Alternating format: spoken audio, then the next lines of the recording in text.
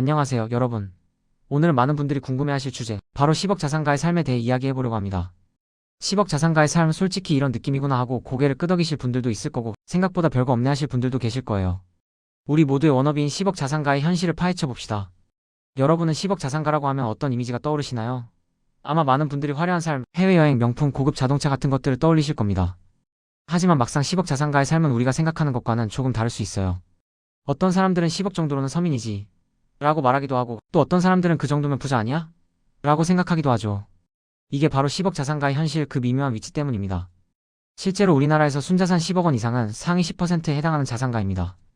수치만 보면 분명 부자의 범주에 속하죠. 그런데 왜 스스로를 서민이라고 생각하는 사람들이 많을까요? 그건 아마도 진짜 부자에 대한 기준이 더 높이 설정되어 있기 때문일 겁니다. 예를 들어 미국에서는 약 70억 원 정도의 자산을 보유해야 부자로 본다고 하니 10억 원은 어쩌면 그 기준에 한참 못 미친다고 생각할 수도 있는 거죠. 그렇다면 10억 자산가들은 주로 어떤 자산을 가지고 있을까요? 웹 검색 결과를 보면 10억 자산가의 대부분은 부동산을 주요 자산으로 보유하고 있다고 합니다. 특히 금융 자산만 10억 이상 보유한 부자는 전체의 47만 6천여 명으로 집계되었어요. 한국 부자들은 평균적으로 부동산과 금융 자산을 각각 59%와 37%의 비율로 나눠 갖고 있는데 10억 원 미만의 일반 가구는 이 비율이 78%대 17%인 것과 차이가 있습니다. 이걸 보면 10억 자산가들도 자산 배분에 있어서는 어느 정도 균형을 잡으려고 노력한다는 걸 알 수 있어요. 단순히 부동산에만 올인하는 게 아니라 금융 자산에도 신경을 쓰는 거죠. 그럼 이분들은 어떤 투자 전략을 사용할까요? 예를 들어 판교 직장인들을 보면 10억 원 정도의 자금이 있다면 주로 주식이나 부동산에 투자하는 경향을 보인다고 해요. 결국 10억이라는 자산을 불리기 위해서는 단순히 예금에 넣어두기보다는 적극적인 투자 활동이 필수적이라는 이야기입니다. 10억 자산가도 결국은 더 큰 자산을 목표로 부단히 노력하는 거죠. 이처럼 10억 자산가의 삶은 마냥 여유롭기만 한 것이 아니라 끊임없이 자산을 관리하고 불려나가야 하는 책임감과 노력이 동반된다고 볼 수 있습니다. 우리가 투자를 하다 보면 누구나 한 번쯤 이런 말하게 됩니다. 아, 왠지 올라갈 것 같았는데 이럴 줄 알았으면 좀 더 담아둘 걸 괜히 쫄았네. 근데 하루에도 가격이 이렇게 요동치는데 이거 어떻게 들고 있냐고요. 결국은 갑바가 없어서 그렇습니다. 강한 심장, 단단한 멘탈이 있어야 투자 규모가 커졌을 때도 견딜 수 있어요. 무리한 투자, 무리한 레버리지, 시간에 쫓기게 되면 조금만 흔들려도 완전히 멘탈 나가버리는 거죠. 그래서 제가 자주 말씀드립니다. 한때 내가 비트코인 몇 개, 테슬라 몇 주 갖고 있었다. 의미 없습니다. 결국 그릇이 준비되지 않으면 잠깐 큰 자산을 가졌어도 결국 다 날아가고 자신의 그릇만큼만 남게 됩니다. 10억 자산가들도 이 그릇의 중요성을 누구보다 잘 알고 있을 거예요. 자산 격차가 40대부터 더욱 벌어진다는 통계도 있듯이 소득이 많다고 부자가 되는 게 아니라 자산 관리를 잘해야 진정한 부자가 될 수 있다는 걸 명심해야 합니다. 장기 투자자라면 위대한 자산을 오래 들고 가는 게 핵심입니다. 그건 단순히 리스크를 시간에 녹이기 위한 게 아니에요.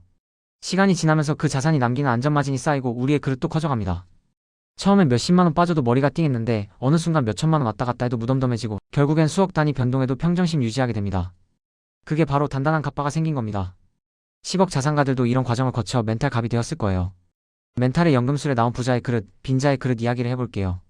인생엔 두 가지 길이 있습니다. 첫째, 평탄한 길. 겉보기엔 쉬워 보여요. 근데 이 길은 사람을 약하게 만듭니다. 둘째, 좁고 험한 길. 문제도 많고 힘들지만 이 길을 가야 부자가 됩니다. 문제가 많아도 도망가지 않고 정면 돌파하고 그 문제를 에너지로 바꾸는 사람들. 그게 부자예요. 예를 들어서 그릇이 2인 사람이 4만큼의 문제를 겪으면 멘붕이 옵니다. 하지만 그릇이 8이 되면 4 정도 문제는 그냥 지나가는 바람이에요. 즉, 문제가 큰 게 아니라 내 그릇이 작은 겁니다. 그래서 그 문제를 통해 내 그릇을 키워야 해요. 문제는 성장을 위한 조력자입니다. 중요한 건 해법에 집중하는 것. 좌절감에 빠질 땐 문제만 보게 되는데 성공하는 사람들은 행동하면서 해답을 찾습니다. 그리고 이렇게 말하죠. 기왕 하는 거 멋지게 해보자. 피할 수 없으면 즐겨라. 내일 지구가 멸망해도 오늘 할 일은 오늘 하자. 10억 자산가들 역시 이런 긍정적인 마인드로 끊임없이 솔루션을 찾으며 자산을 불려나가는 거죠. 그리고 루틴. 루틴이 있는 사람은 실패할 틈이 없습니다. 매일 정해진 시간에 일어나고 정해진 일을 반복합니다. 비가 오든 일이 망하든 계속합니다. 루틴이 없는 사람은 예측이 불가능하고 루틴이 있는 사람은 신뢰받습니다. 그게 차이를 만들죠. JYP도 이런 말을 했죠. 같은 걸 매일 하는 건 지겹다. 근데 지겨운 걸 매일 이겨낸 사람이 결국 성공한다. 공부, 운동, 독서. 기본적인 것들 다 지겨워요. 근데 그걸 10년, 20년씩 한 사람만이 정상을 찍는 겁니다. 10억 자산가들은 이런 지겨운 루틴을 버텨낸 사람들일 겁니다. 투자도 똑같습니다. 장기적 우상향 구조의 자산을 꾸준히 모아가며 루틴을 지키고 지겨운 반복을 견디고 리스크를 시간에 녹여 수익으로 바꾸는 것. 이게 진짜 성공의 루트입니다. 10억 자산가도 결국 이런 꾸준함과 인내심으로 그 자리에 도달했을 거예요. 물론 부자에 대한 부정적인 시각도 존재하지만 그들의 노력과 꾸준함을 평가절하할 수는 없을 겁니다. 그리고 씨앗 이야기. 성실한 농부는 씨앗을 계속 뿌립니다. 길가에 뿌려져도 새가 먹어도 돌에 떨어져도 가시덤불에 떨어져도 상관없이 계속 뿌립니다.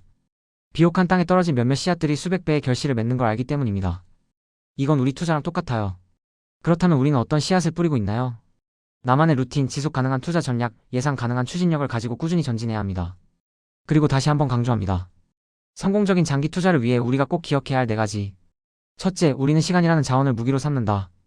거대 자본이 못하는 장기 투자를 한다. 둘째, 내가 중간에 변심하지 않도록 강력한 마인드셋을 구축한다. 셋째, 인생의 희로애락 이벤트를 예측해서 각 시점에 맞는 투자 기간과 전략을 정한다. 넷째, 예측할 수 없는 리스크에 대비해 속성이 다른 자산 23개로 분산 투자한다. 이게 바로 제가 비트코인, 테슬라, 서울 부동산을 함께 투자하는 이유입니다. 부동산은 베이스캠프, 주식과 암호화폐는 스노우픽, 장기 투자 정상으로 향하는 여정입니다. 10억 자산가의 삶이 솔직히 말해서 마냥 쉬운 것만은 아닙니다. 하지만 그들은 이런 투자 원칙과 멘탈 관리, 꾸준한 루틴을 통해 그들의 자산을 지키고 불려나가는 거죠. 10억 자산가 현실은 단순히 돈이 많은 것을 넘어 돈을 관리하고 불리는 지혜와 노력이 필요하다는 것을 보여줍니다. 여러분, 이 모든 걸 실행에 옮기기 위한 첫걸음은 바로 끝까지 살아남는 것입니다. 전략이 아무리 좋아도 포기하면 소용없어요. 10억 자산가가 될 수 있었던 것도 포기하지 않고 끈기 있게 버텼기 때문일 겁니다. 그러니 우리 함께 긴 여정의 동료로 계속 투자와 루틴을 이어갑시다. 10억 자산가, 여러분도 충분히 될 수 있습니다. 구독자 여러분, 리스펙합니다.